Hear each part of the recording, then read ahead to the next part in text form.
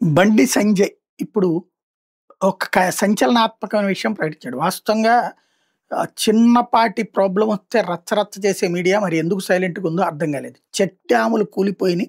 ఆ కూలిపోయిన చెక్ డ్యాములకు సంబంధించి బండి సంజయ్ చెప్పేదాకా హైలైట్ కాలేదు. ఏదో సంక్షిప్త వార్తల్లో లేకపోతే ఫాస్ట్ ఫార్వర్డ్ వార్తల్లో ఏసి పడేశారు. పేపర్‌లలో లోపల పేజీల్లో ఏసేశారు. కేసీఆర్ టైంలో కాళేశ్వరం కూలకపోయినా కూలేశ్వరం ఇప్పటికే మాట్లాడతారు. అందులో ఒక చోట ఒక 250 కోట్ల పనుల దగ్గర తేడా వచ్చింది. అది కాంట్రాక్టర్. అది వదిలేసి రాజకీయం వైపుకి వెళ్ళిపోయారు. స్టిల్ నౌ అది మాట్లాడుతూనే ఉంటారు. అదే ఇప్పుడొచ్చేటప్పటికి ఈ వ్యవహారాల్లో చెక్ డ్యాముల విషయంలో ఇది కూడా కేసీఆర్ టైంలో కట్టినయి. అవి కొట్టుకుపోతే ఎందుకని చర్యలు తీసుకోవట్లేదు అంటే కట్టిన కాంట్రాక్టర్ల కాంగ్రెసోళ్ళు ఇప్పటికీ కాంగ్రెస్‌లోనే ఉన్నారన్నటువంటిది బండి సంజయ్ చేసినది. అంటే దొందే ఇద్దరు ఒకటే అన్నటువంటిది.